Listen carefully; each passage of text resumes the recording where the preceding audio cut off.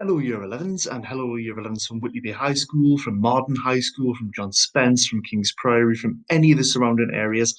This is our opening lesson for A-Level English Language. There's a bit of promotional material and lots of things for you to do to get yourselves ready for this. My name is Mr. Bell and I am acting head of A-Level Language this year on maternity cover for Mrs. Lilly, who's head of English Language, as well as being second in English on a full-time basis. She's been off on maternity this year, having her first child.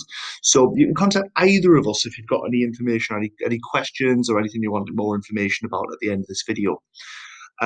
What we're going to do, we're just going to talk you through various things today. And we're going to start with our first lesson, first question. What is A-Level English Language and why take English Language at A-Level? So if you click the YouTube link there, and there's a 10-minute promotional video there, where you will see Mrs. Lilly and then myself and then 2 or 3 other English language teachers, 3 other language teachers, talking about why they love the subject and the things they love about the subject. Now, we filmed this during lockdown 1 last year, and some of the conditions are a little bit blustery. We didn't have a really great camera footage and stuff, so please bear with us with that. Um, there are moments to pause and think as well during those ones where I've posed a few questions for you to consider as the video goes on. So please do pause at those moments and consider those. The video is 10 minutes, but if you just take a moment on each of the questions that pops up on the slides for your thoughts, that'll make it all the better. Okay, so if you click that video, watch that, and that'll give you an introduction to A-Level English Language. As soon as you're ready, come press play again on this video, and we will continue. Okay, so pause this one and watch the other one, then come back to me.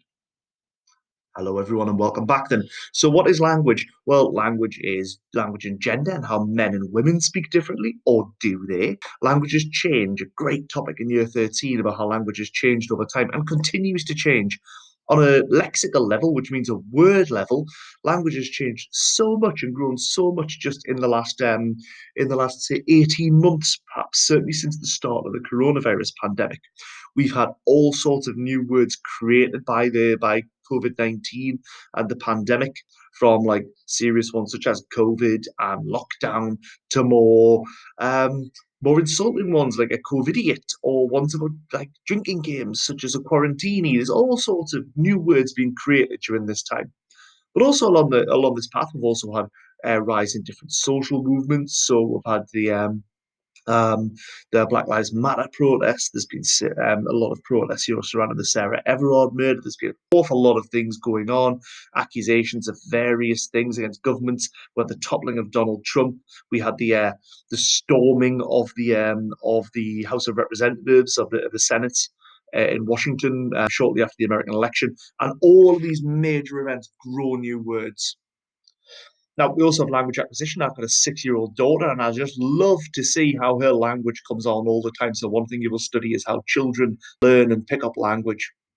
As you can probably identify, I'm a Geordie speaker myself. I'm a proud Northeasterner here, and my regional origin is a massive impact on the way that I speak English.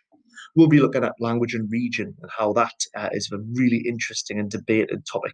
I want you to consider, do you think regional accents are getting stronger or less strong? Because there's a genuine answer to that, a real answer to that.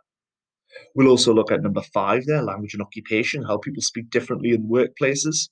We'll be looking at language and ethnicity, and it ties together with social groups as well. So, like ethnicity, how people of different ethnic origins and different ethnic groups may speak in certain specific ways within the UK and outside of the UK, but in English.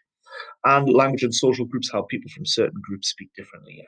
One small topic we also cover is language and age, and how old people and young people may speak in different ways. Of course, what I haven't included in there is your creative writing and investigation coursework pieces as well, your non-exam assessment NEAs, which are also in there. So language is all of those things, but on the most basic level, language is words. And a starting point for you to understand is the difference between a noun, an adjective, a verb, and an adverb. And this is also the right order in which to remember them. And if you understand what each of these is, then you'll understand the order. So I just want you to pause the video in a moment, and I want you to write down the word noun, adjective, verb, and adverb. And I want you to define each of them. Don't worry if you're wrong, because I'll put you right afterwards. But I want you to just to test yourself. What do you know at this stage? Okay, pause the video to find each of those. Extension for you, you might know different types of nouns, verbs, adjectives, and adverbs. don't think you'll know any different types of adverbs. But let's see what you do know. Okay, pause the video, do that now, please. Just a couple of minutes. Hello everyone, welcome back. So nouns, what are nouns? Well, obviously nouns are naming words, aren't they? They're naming words. So there are three, well, there's more than three types of nouns, but just for the purpose of today, we're going to quickly look at three types of nouns. You've got proper nouns. Now, proper nouns are the names of people, places, and organizations. They're the nouns which come with capital letters. Mr. Bell, for example, whatever your name is, whatever your parents' name is, Whitley Bay High School. They are all proper nouns. Concrete nouns, well, imagine falling on concrete. It hurts because it's hard. It's literally there, isn't it? You can feel it. And concrete nouns are the names of things which are real. They're actually tangible things that are out there. And if you have a look at the just the A's, B's, and C's of some concrete nouns in English in that top image, you'll see all those things are really there. In contrast, abstract nouns are the names of like ideas and emotions and feelings and beliefs. So they're not literally tangible. You can't touch an abstract noun like you can touch a concrete noun. It remains abstract as an idea. So have a read of some of the abstract nouns to confirm your understanding of that. Okay, I want you now to pause and I want you to write down those three terms: proper noun, concrete noun, abstract noun, and the definitions of them. If you need to replay it on the video, you do that. Okay, thank you. Let's crack on, shall we, as we move from nouns to adjectives. Now, what is an adjective? I bet you're thinking describing word.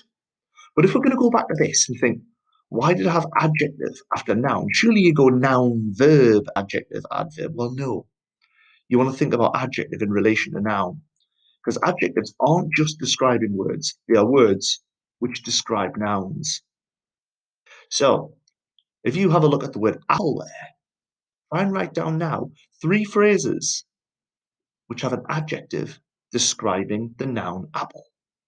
Just a two-word, three-word phrases. Can you write down two or three phrases which have an adjective describing the noun apple? Pause the video and do that now. Okay, everyone, welcome back. You could have had things such as a green apple. Look, colours are adjectives. A tasty apple. And the apple was tasty. Now, tasty is the same word, but look at its position. In number two there, tasty apple, it's before the noun. The adjective is before the noun. It's what's called a pre-modifying adjective. A pre-modifying adjective, because adjectives modify nouns. They slightly change and they slightly give more information. Pre means before, modify means change. It's a pre-modifying adjective. I bet you can guess what tasty is then. In number three, the apple was tasty. So if number one, green apple, green is a pre-modifying adjective. Number two, tasty apple, tasty is a pre-modifying adjective. See if you can guess what number three is. The apple was tasty. If you guessed post-modifying adjective, you'd have been correct. The post-modifying adjective, where the adjective follows the noun. So I want you to pause the video now, please, and write what you know about adjectives now, including the words and the definitions for pre-modifying adjective and post-modifying adjective. As soon as you've done that, continue back to the video. Hello, welcome back. So we have nouns which are objects and adjectives which modify nouns. What are verbs? Well, verbs perform the action. Verbs are doing words, aren't they? They perform the action of the clause or the action of the sentence if it's a simple sentence with only one clause. And these are all common verbs that we have in English. Now, there are two types of verbs. There are dynamic verbs, which are physical actions, things you physically do: punch, chop, headbutt. And we have stative verbs, which are things we do in our mind. They are states of being, they aren't physical actions. So have a look at your verbs list. Can you classify, once you've written your definitions of dynamic verb and stative verb, can you classify any of those verbs into dynamic verbs and stative verbs? Bet you can. Pause the video and try that now. Okay, let's just work down the first column, shall we? Well, slide is a physical action, isn't it? It's a dynamic verb. Slip is a physical action. It's a dynamic verb. Smell, you might not be really doing something, but There is this physical thing happening there to smell something. Snore. Yeah, it's a physical action. Solve. Well, your hands may be doing something to solve a puzzle like a Rubik's Cube, but the solve part actually isn't here. That's probably a state of one. So just looking at those five there. Now, slide, for those who want to get quite clever about language, slide doesn't just have to be a dynamic verb, does it? What if the quality of your work has slid away over time? Now, that doesn't mean your work's literally gone on a slope and went like that, does it? It's a mental state. So slide in some contexts can be a state of verb. Similarly, slip. To slip over in the street is a physical action. It's a dynamic verb. But to slip in the standard of your behavior is more of a mental process. It's a state of verb. Got a few notes. Press play when you're ready to continue.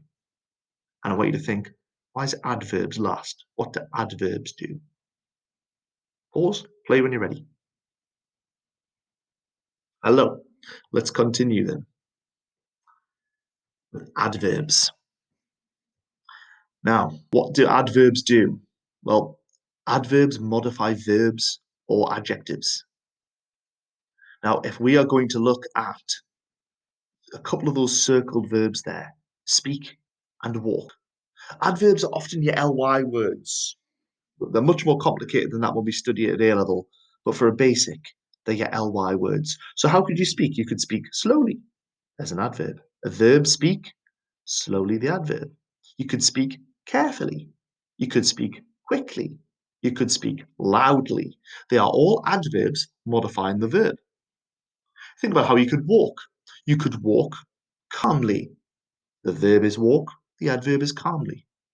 You could walk hurriedly. You could walk demonstratively. You could walk powerfully. You could walk commandingly. You could walk hesitatingly. You could hesitatingly walk, but get on to the complexities of that in about year 13. So, adverbs describe verbs, and that's fairly straightforward, but on some occasions, adverbs can also describe adjectives. This isn't as common, but it happens. And let's go back to one phrase there in the red box. The apple was tasty. Well, we could put an adverb before that. The apple was deliciously tasty. The apple was beautifully tasty. And the adverb there is describing the adjective tasty rather than describing the verb. So, jot your notes, please, on adverbs and then come back to me. Okay, so we're going to use those skills now and do a little bit of work on language and representation. You saw this image in video, and it's an image of Donald Trump. And that video encouraged you to think about how he is representing himself. But one thing we can do in language, which is an advantage we have over subjects like literature, which are often based on texts in the past, is we can be very, very current. We update our lessons all the time to adapt to what's happening in the world. So, ta-ta, Donald Trump. Let's bring in the next president, President Joe Biden. And we're going to look at how he's representing himself. I'm going to ask you to watch the first 5 minutes of Biden's speech and to follow it on the transcript, which is in this Word document that's just popped up there, and it's also in your links. And as you watch it, and as you're following it in the Word doc, I want you to identify Biden's use of nouns, adjectives, verbs, and adverbs. You could have 4 different colours and highlight like that. You could have one where you circle the nouns, underline the adjectives, dot the verbs, box the adverbs, however you want to do it. But I just want you to start with identifying. Then, when you're finished, when you've finished your preparation, we move into attempting a short written task. I want you to write for about 10, 15 minutes. What representation is Biden creating for himself? Trump is confident and assertive, possibly dangerous. But Biden, what impression is he creating? And if you want to do some reading about people's reactions to his inauguration speech, that's a good idea. You do that. That helps you. Good plan. Okay, so this will take you a good 25 minutes to do this. And the reading, the watching, the reading,